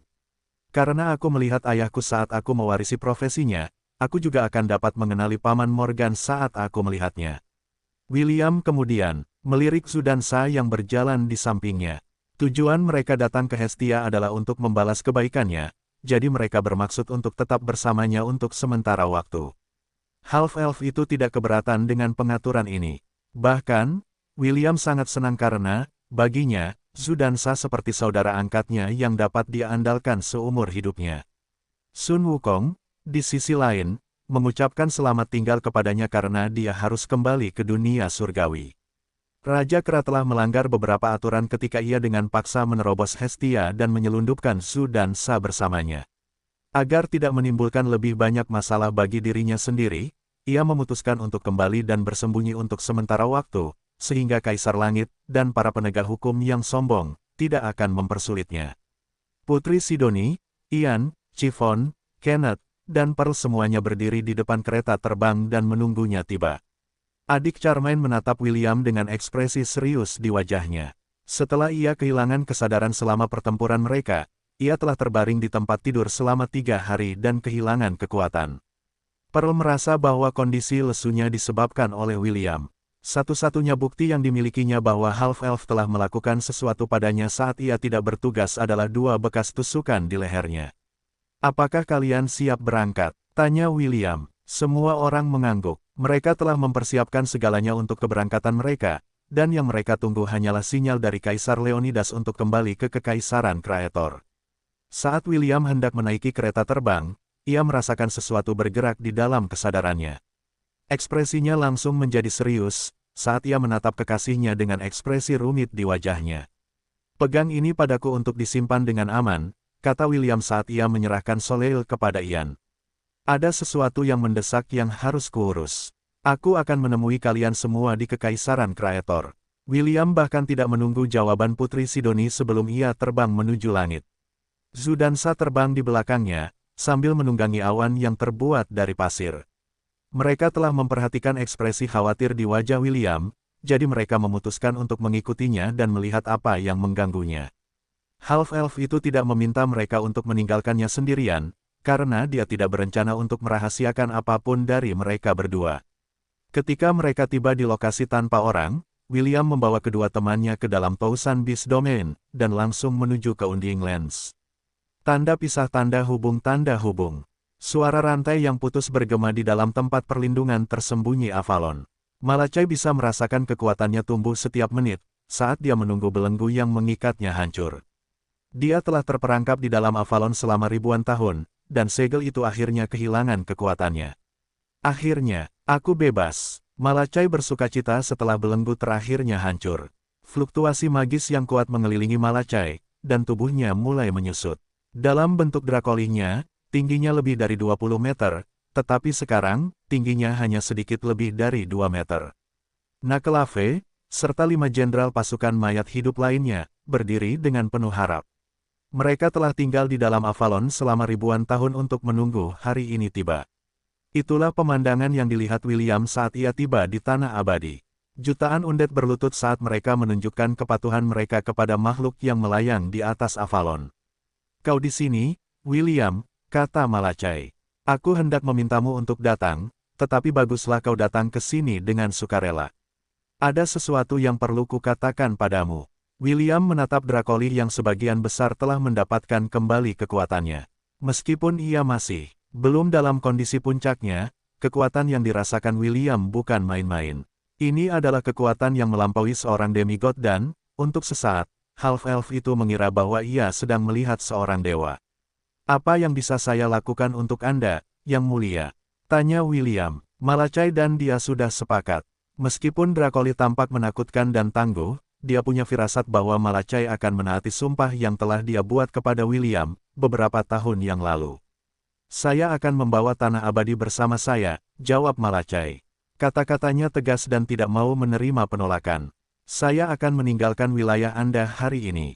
William mengangguk mengerti. Namun, dia masih penasaran tentang satu hal, jadi dia memutuskan untuk menanyakan pertanyaan yang ada di benaknya sejak dia bertemu Malachai. "Yang Mulia, bolehkah saya bertanya?" "Baiklah, tapi, saya hanya akan menjawab satu pertanyaan." Zhu dan Sa mendengarkan di samping dan tidak berani menyela pembicaraan. Mereka sudah melihat banyak makhluk kuat, termasuk dewa, tetapi bertemu Malachai membuat mereka merasa lemah. Mereka tidak ragu dalam benak mereka bahwa jika Drakoli memutuskan untuk mengakhiri hidup mereka, yang perlu dilakukan Malachai hanyalah menatap mereka. "Avalon adalah benteng terakhir kemanusiaan, dan kalian telah terperangkap di dalamnya selama ribuan tahun," kata William. "Yang Mulia, apakah kalian berada di pihak manusia, atau menentangnya?" Malachai terkekeh karena pertanyaan ini memang menggelikan. Hampir semua orang yang mengenalnya telah lama meninggal.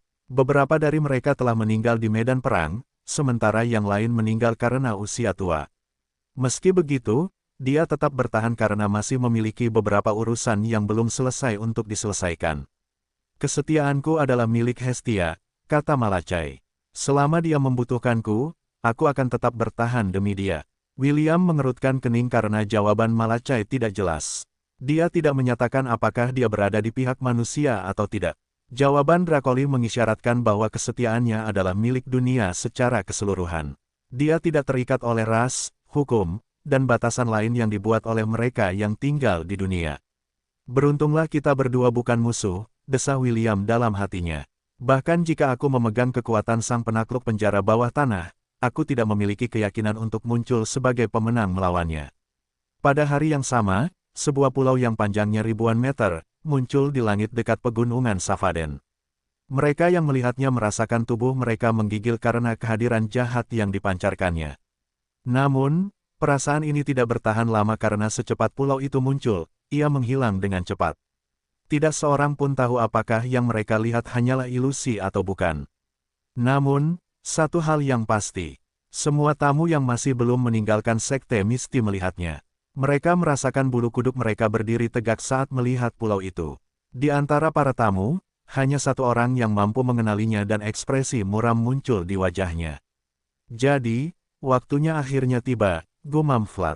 "Malachai akhirnya bebas dan, dengan kemunculannya, dunia ini akan menghadapi bencana yang belum pernah terjadi sebelumnya." Vlad merasa darahnya menjadi dingin karena dia tahu bahwa tidak seorang pun akan aman dari apa yang akan terjadi. "Aku perlu mengunjungi beberapa kenalanku," pikir Vlad. Mereka harus tahu bahwa senja dunia ini sudah dekat. William memperhatikan Tanah Abadi hingga menghilang dari pandangannya. Malachai telah mengaktifkan kemampuan silumannya, dan tidak seorang pun tahu di mana pulau terapung raksasa itu akan muncul selanjutnya. Meskipun William tidak tahu apa tujuan Malachai, satu hal yang pasti, Drakoli bukanlah musuhnya. Malachai telah menjelaskan hal ini dengan sangat jelas kepadanya, dan half-elf itu dapat mengetahui ketulusannya. Sebelum Malachai pergi, ia mengucapkan beberapa kata perpisahan kepada William. Ia memberitahu half-elf itu bahwa jika mereka bertemu di masa depan, William harus berpura-pura tidak saling mengenal. Remaja berambut merah itu tidak mengatakan apapun, karena tidak perlu kata-kata. Ia percaya bahwa mereka yang telah berpartisipasi dalam Perang Benua Selatan akan dapat mengenali pasukan mayat hidup yang kuat yang telah meninggalkan kesan mendalam di hati mereka. Ada banyak orang pintar di dunia, dan akan cukup mudah bagi mereka untuk menghubungkan titik-titiknya. Bagaimanapun, hanya ada satu Nakelave di dunia. Begitu mereka melihat iblis laut mengamuk di medan perang, mereka akan mengaitkannya dengan William. Bahkan jika ia menyangkalnya, tidak ada yang akan mempercayainya. Kurasa aku akan menyeberangi jembatan itu saat aku sampai di sana, gumam William. Sampai kita bertemu lagi, Malacai. Tanda pisah tanda hubung tanda hubung. Malacai melayang di atas pulau terapung saat ia menavigasi Avalon melalui langit benua tengah. Ia telah terperangkap di dalam tanah abadi selama ribuan tahun, dan geografi dunia telah berubah seiring berjalannya waktu. Ia berencana untuk melakukan perjalanan melintasi benua tengah untuk memetakan wilayahnya, dan membiasakan diri dengannya. William telah memberinya tata letak umum dunia, dan berbagai faksi yang tinggal di dalamnya. Tentu saja, Malacai berencana untuk memverifikasi informasi itu dengan matanya sendiri untuk merencanakan masa depan. Di antara berbagai kekaisaran dalam daftar yang diberikan William kepadanya, ada satu nama tertentu yang menarik perhatiannya. Kekaisaran Ares, kata Malacai lembut. Untungnya, Astarte telah meninggalkan keturunannya. Mereka akan sangat membantu dalam apa yang akan datang. Avalon terbang dengan mantap di langit di atas awan.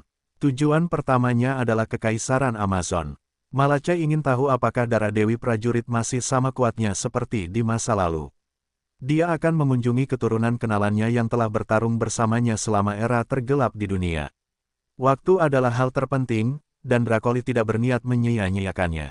Tanda pisah tanda hubung. 2 minggu berlalu, dan kereta terbang Kaisar Leonidas akhirnya mencapai perbatasan Kekaisaran Kraetor. Gerbang teleportasi satu arah telah dibangun, jadi tidak butuh waktu lama sebelum Kaisar, bersama rombongannya, tiba di ibu kota Kekaisaran Kraetor, Asmar. Sidoni, apakah kau sudah memberitahu William bahwa kalian berdua akan menikah 2 minggu dari sekarang? Tanya Kaisar Leonidas. Putri Sidoni menganggukkan kepalanya. Dia sudah tahu, Yang Mulia. Dia akan datang pada tanggal yang dijanjikan. Bagus, pengaturannya sudah dibuat. Kalian berdua hanya perlu datang dan semuanya akan berjalan lancar. Terima kasih, Yang Mulia. Kaisar Leonidas menganggukkan kepalanya dan kembali ke istana untuk beristirahat. Semua orang melakukan hal yang sama dan kembali ke tempat tinggal sementara mereka di ibu kota. Kenneth, Lilith, dan Pearl adalah tamu Putri Sidoni, jadi mereka diberi perlakuan VIP. Permaisuri Andraste masih harus melakukan banyak hal di Kekaisaran Ares, jadi dia menugaskan Lilith untuk menjadi wakilnya di pernikahan Putri Sidoni. Lilith tidak mengeluh karena dia ingin tahu lebih banyak tentang William. Half-elf itu membuatnya penasaran. Tidak ada yang tahu apa yang terjadi selama pertarungannya dengan Meredith. Setiap orang punya spekulasi sendiri, tetapi tidak ada yang bisa memastikannya. Semua orang setuju bahwa William telah menyusup ke tubuh Meredith dan menyerangnya dari dalam. Itulah satu-satunya penjelasan yang dapat mereka pikirkan. Bahkan para kekasih William pun percaya bahwa itulah yang terjadi. 2 minggu kemudian, pernikahan itu pun digelar sesuai rencana. Putri Sidoni mengenakan gaun pengantin yang indah sehingga membuatnya tampak seperti dewi. Hati semua pemuda hancur ketika melihat wanita impian mereka. Mereka telah melihat banyak wanita cantik di masa lalu, tetapi tidak ada yang secantik sang putri yang akan menikahi si half-elf tampan yang popularitasnya sedang berada di puncak. Jika aku bisa menikahinya, aku akan mati tanpa penyesalan. Dapat menghabiskan malam dengan wanita secantik itu adalah impian setiap pria. Aku sangat iri. Anak William itu sangat beruntung. Dia akan dapat melakukan apa yang diinginkannya dengan sang putri. Kalau saja dia bertemu denganku terlebih dahulu. Halo, apa kau sudah bercermin? Mengapa sang putri menikahi seseorang yang tampak seperti ikan sarden?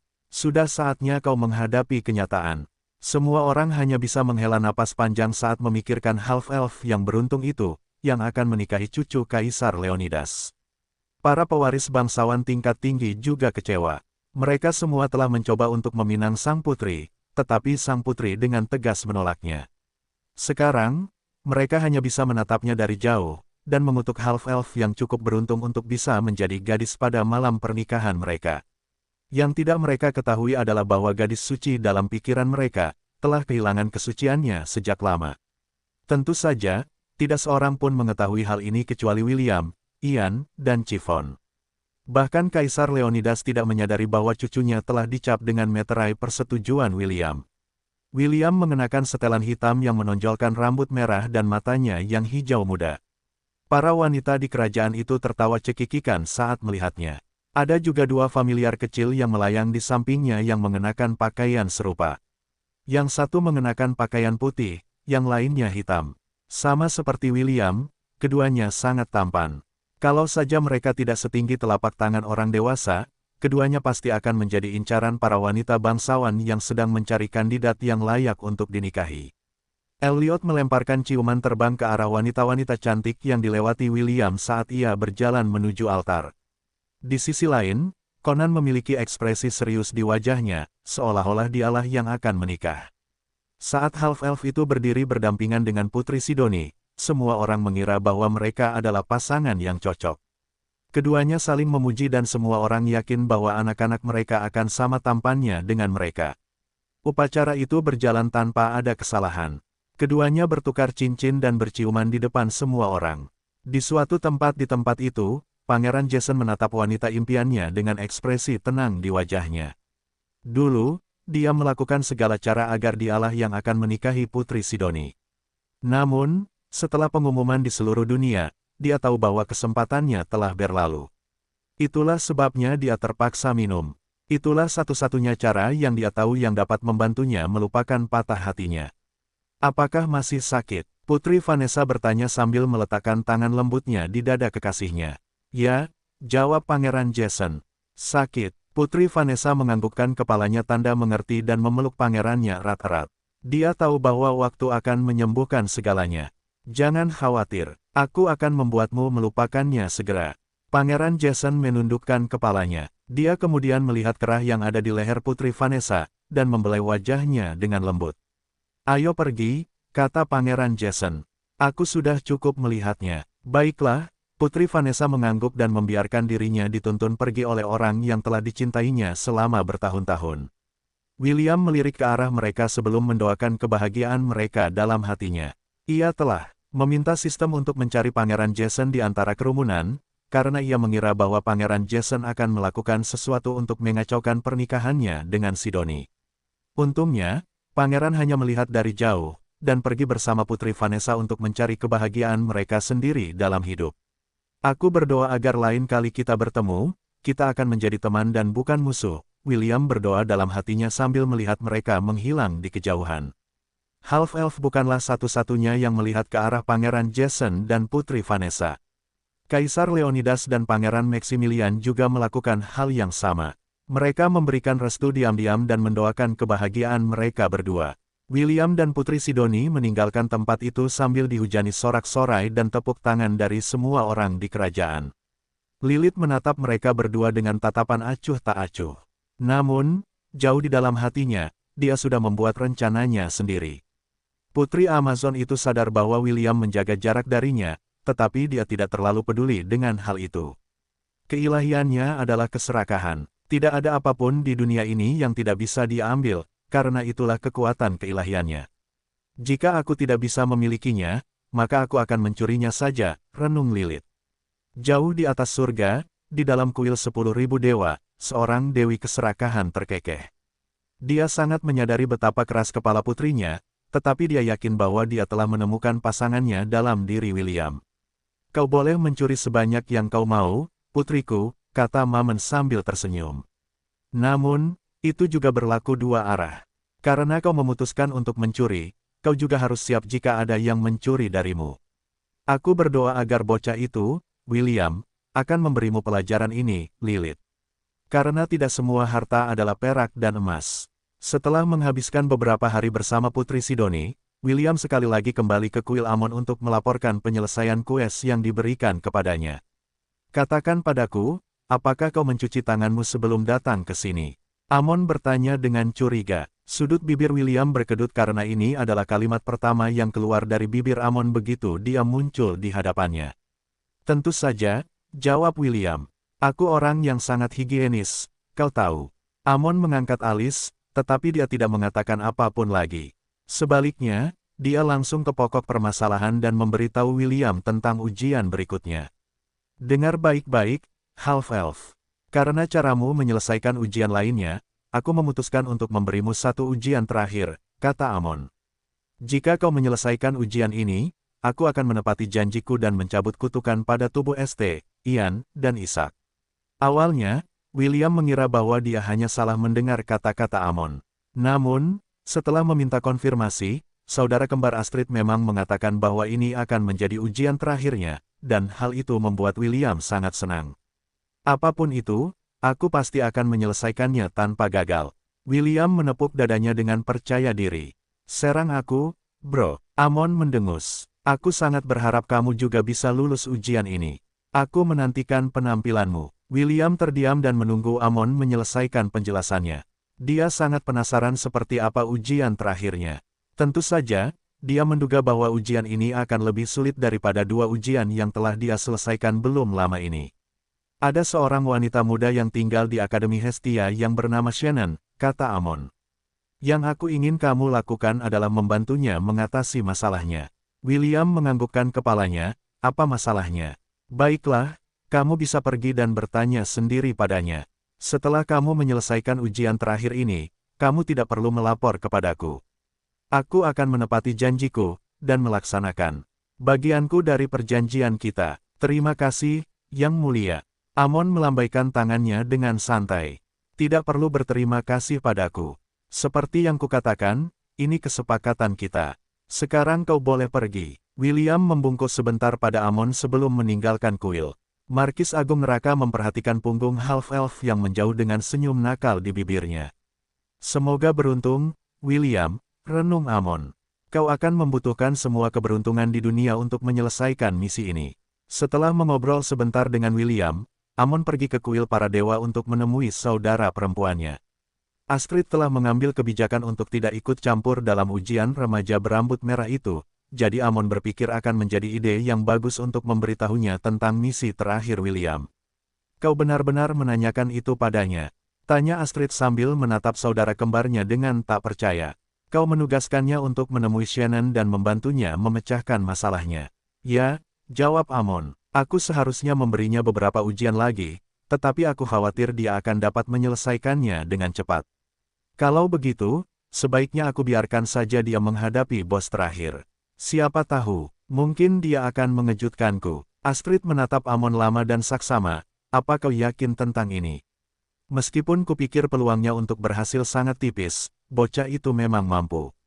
Kupikir dia tidak akan mampu melewati lantai 51 Babylon, tetapi yang mengejutkan kami, dia benar-benar berhasil melakukannya. Apa kau yakin sudah memikirkan ini dengan matang? Apa kau siap dengan kemungkinan hasil dari usaha ini? Amon terkekeh, jika dia berhasil, baguslah. Aku bahkan akan berterima kasih padanya jika dia berhasil memecahkan masalah Shannon. Astrid mendesah sambil meminum tehnya. Kembarannya telah mengambil risiko, dan dia mempertaruhkan chipnya pada keberhasilan William. Kurasa ini caranya menunjukkan bahwa dia peduli padanya, pikir Astrid. Aku hanya berharap saudaraku tidak akan menyesali keputusan yang diambilnya hari ini. Tanda pisah tanda hubung. Setelah meninggalkan kuil, William buru-buru pergi mencari Chloe. Dia adalah familiar Celeste, dan tahu banyak tentang Akademi Hestia. Half-Elf itu berharap dia bisa mendapatkan beberapa informasi mengenai gadis bernama Shannon, yang tampaknya belajar di dalam Akademi Hestia. Bagaimana kau tahu tentang Shannon? Chloe mengerutkan kening. Tidak banyak yang tahu tentang keberadaan Shannon. Bagi William untuk mengetahui rahasia ini berarti dia telah diberitahu berita itu oleh orang lain. Chloe menyilangkan lengannya di dadanya dan menatap William dengan tatapan kritis. Dia tidak mengerti bagaimana rahasia yang dijaga ketat diketahui oleh seseorang yang bahkan tidak terdaftar di akademi. Seorang dewa memberitahuku, jawab William sambil tersenyum. Petik 2 titik. Kalau begitu dengarkan, dan dengarkan baik-baik, kata Chloe setelah memikirkan semuanya. Dia memutuskan untuk memberitahu William semua informasi yang dia ketahui tentang Shannon, untuk mencegah William menyelidiki sendiri. Jika dia tertangkap oleh salah satu penjaga yang ditugaskan untuk melindungi gadis berambut putih dari akademi, dia mungkin akan dikenakan hukuman berat yang mungkin juga akan terjadi kepadanya, karena dia adalah guru ke-6 William. Shannon setahun lebih tua darimu, dan dia memiliki kemampuan yang sangat aneh, bisik Chloe. Hampir semua orang yang pernah melihatnya telah bunuh diri. Jadi, jika kau tidak ingin mati, jangan coba-coba mencari Shannon di akademi. Ini demi kebaikanmu sendiri, kau mengerti. William hanya bisa menganggukkan kepalanya karena Chloe mulai gelisah. Ini adalah pertama kalinya dia melihat Chloe bertindak seperti ini.